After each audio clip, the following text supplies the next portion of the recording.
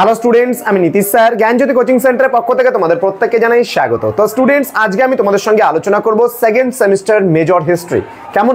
তো second semester major history ক্লাসটা শুরু করার পূর্বে তোমাদেরকে বলবো, যদি তোমরা আমাদের ইউটিউব চ্যানেলটিকে এখনো সাবস্ক্রাইব করে না থাকো তাহলে অবশ্যই পরবর্তী ভিডিওগুলো পেতে এক্ষুনি চ্যানেলটাকে সাবস্ক্রাইব করে দাও এবং পাশে থাকা বেল আইকন অল প্রেস করে দাও, যাতে নেক্সট টাইম থেকে কোনো ভিডিও আপলোড করলে তার নোটিফিকেশন তুমি সবার আগে পেতে পারো। এছাড়া আমাদের কাছে অনলাইন ক্লাসে যুক্ত হতে চাইলে অবশ্যই যোগাযোগ করো 6295916282 এবং 7076398606 নম্বরে। তোমাদের টোটাল কোর্স ফি রয়েছে 999 রুপিস। তোমাদের কোর্স ডিউরেশন রয়েছে অনলি 6 মান্থস। ওকে, সেমিস্টার পার সেমিস্টারের জন্য পুরো কোর্স ফিটা হচ্ছে তোমাদের জন্য নেওয়া হচ্ছে 999 রুপিস। এবার এই 999 রুপিসের মধ্যে তোমরা কি পাচ্ছ দেখো, তোমরা 6টা সাবজেক্টের যাবতীয় ক্লাস পাচ্ছ, যেমন মেজর পাচ্ছ, মাইনর পাচ্ছ, এমডিসি পাচ্ছ, ভিএসসি পাচ্ছ, এইসি পাচ্ছ, এসএসসি পাচ্ছ।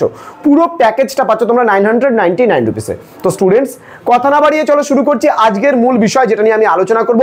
তোমরা জানো তোমাদের মেজর হিস্ট্রির যে পার্টটা আমি শুরু করেছিলাম সেটা হলো ঋগ বৈদিক এজ।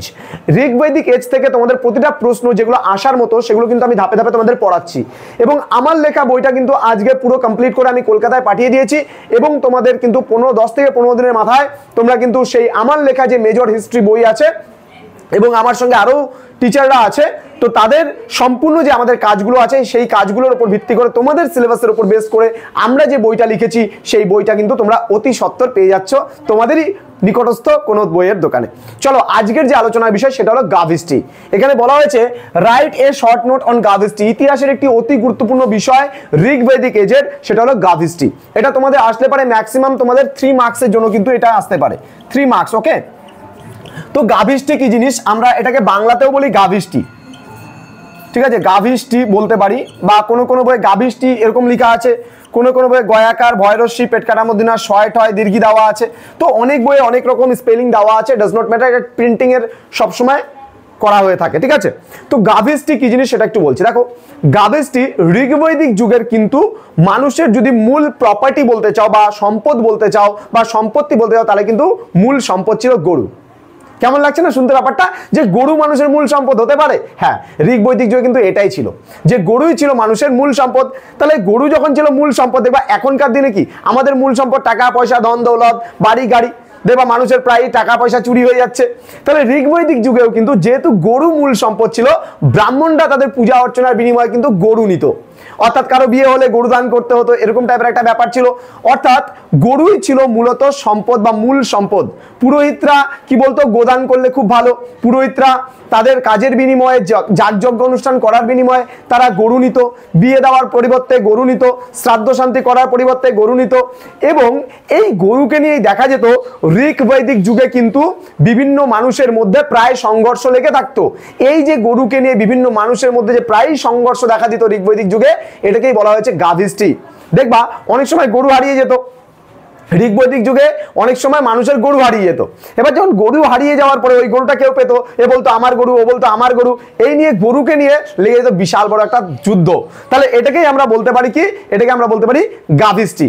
এছাড়া ঋগ বৈদিক যুগে মানুষের প্রথম অবস্থায় কিন্তু মেইন কাজ ছিল কৃষিকাজ, কিন্তু পরবর্তীকালে মানুষের জীবনে কিন্তু এই পশুপালনই কিন্তু প্রধান জীবিকা হয়ে উঠলো ঋগ বৈদিক যুগে। এবং ঋগ বৈদিক যুগে যখন থেকে এই পশুপালন প্রধান জীবিকা হয়ে উঠলো, তখন কিন্তু মানুষ মূলত গরুকে কিন্তু আশ্রয় করে বা গরুকে কেন্দ্র করে কিন্তু মানুষ কিন্তু কি করলো, সমস্ত পশুপালনের কাজগুলো শুরু করলো। এবং ঋগ বৈদিক যুগে গরুর দুধ থেকে মানুষ বিভিন্ন পিঠা পুলি বানাতো, সেগুলো খেতে তারা খুব ভালোবাসতো। এমনকি ঋগ বৈদিক যুগে আমরা দেখেছি গো হত্যাও কিন্তু করা হতো, এবং বাড়িতে অতিথি এলে পরে গো হত্যা করা হতো। হিন্দু যুগে কিন্তু এই সিস্টেমটাই ছিল, গো হত্যা করা হতো, কিন্তু পরবর্তী বৈদিক যুগে গো হত্যা নিষিদ্ধ হয়েছিল। ঋগ বৈদিক যুগে কিন্তু গো হত্যা নিষিদ্ধ হয়নি, গো হত্যা করা হতো, কিন্তু ঋগ বৈদিক যুগে একটা কন্ডিশন ছিল যে দুগ্ধবতী গাভীকে, অর্থাৎ যেই গরু দুধ দেয় সেই গরুকে কিন্তু হত্যা করা যাবে না। অর্থাৎ যেই গরু দুধ দেয় তার মানে কি, তার নিশ্চয়ই বাচ্চা আছে। তাহলে যেই গরু দুধ দিচ্ছে মানে কি, ওই গরুর বাচ্চা আছে। তাহলে ওই গরুর বাচ্চা থাকাকালীন সময় যদি সেই গরুকে হত্যা করা, তার মানে একটা বাচ্চার মুখে দুধ না তুলে সেই গরুটাকে হত্যা করা হচ্ছে। তাহলে এটা কিন্তু নিষিদ্ধ ছিল ঋগ বৈদিক যুগে। কিন্তু পরবর্তী বৈদিক যুগে এসে কিন্তু হিন্দুদের মধ্যে যেহেতু গরুটা হচ্ছে মূল সম্পদ বা পূজনীয় হলো, সেহেতু কিন্তু পরবর্তী বৈদিক যুগে থেকে কিন্তু গো হত্যা নিষিদ্ধ হয়ে গেল। তাহলে এই যে গরুকে নিয়ে এত কিছু হতো ঋগ বৈদিক যুগে, এবং বিশেষ করে ঋগ বৈদিক যুগে যে দ্বন্দ্বটা হতো গরুকে নিয়ে, এটাকেই কিন্তু মূলত গাভ হিস্ট্রি বলা হয়েছে। আশা করি আজকের পরে তোমরা গরুকে নিয়ে যে যুদ্ধ গাভ হিস্ট্রি সেটা নিশ্চয়ই ভুলবে না।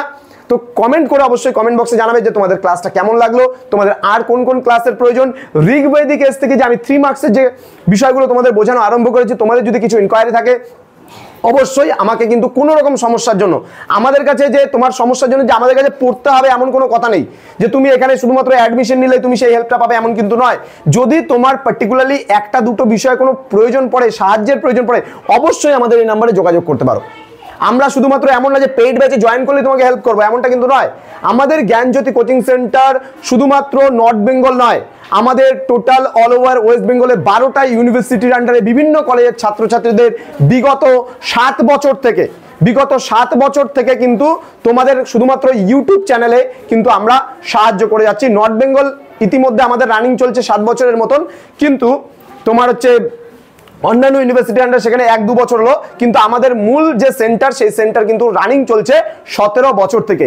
এই 17 বছর ধরে আমরা অফলাইনে তো স্টুডেন্টদের সাহায্য করে আসছি, এবং এখন কিন্তু আমরা বিগত 5 থেকে 7 বছর হলো, সেই 7 বছর ধরে কিন্তু আমরা অনলাইনে স্টুডেন্টদেরও বিভিন্ন জায়গার ছাত্রছাত্রীরা কিন্তু আমাদের সঙ্গে যোগাযোগ করছে, এবং তাদেরকে আমরা যথাসাধ্য যতটা পারছি। যেমন এই বছর তোমরা জানো যে সিধু কানু বিরসা ইউনিভার্সিটি আন্ডারে যত স্টুডেন্ট ছিল তাদেরকে সম্পূর্ণ ফ্রি অফ কস্টে আমরা দিয়েছি, কারণ তাদের কাছে না কোনো ইউটিউব চ্যানেল ছিল তাদের সামনে, না কোনো কিছু তাদের পড়ার মতো ম্যাটার ছিল, তারা কিন্তু আমাদেরকে বলেছে এবং তাদেরকে কিন্তু আমরা সেই অনুযায়ী কিন্তু দিয়েছি। শুধুমাত্র সিধু কানু কেন, বর্ধমান ইউনিভার্সিটি, কাজী নজরুল ইসলাম ইউনিভার্সিটি, তোমাদের হচ্ছে WBSU, তোমাদের ক্যালকাটা ইউনিভার্সিটি, বিভিন্ন ইউনিভার্সিটির আন্ডারে আমাদের কিন্তু বিভিন্ন চ্যানেলগুলো আছে, এবং সেই চ্যানেলগুলো কিন্তু ইতিমধ্যে প্রচুর ছাত্রছাত্রী আমাদের সঙ্গে যুক্ত হয়েছে, এবং তারা কিন্তু আজকে জ্ঞানজ্যোতি কোচিং সেন্টার থেকে সঠিক ইনফরমেশন এবং সঠিক তথ্য পাচ্ছে, এবং সঠিকভাবে হেল্প পাচ্ছে বলেই কিন্তু আজকে স্টুডেন্ট আমাদের দিকে সবসময় তাকিয়ে থাকে। তো স্টুডেন্টস, তোমাদের পাশে আছি আমরা, তোমাদের সাথে আছি আমরা, এই প্রতিশ্রুতি নিয়ে আজকের এই ক্লাসটা শেষ করলাম। দেখা হচ্ছে পরবর্তী ক্লাসে, ততক্ষণ তোমরা ভালো থেকো, সুস্থ থেকো। Thank you so much, thanks for watching. After all, thank you.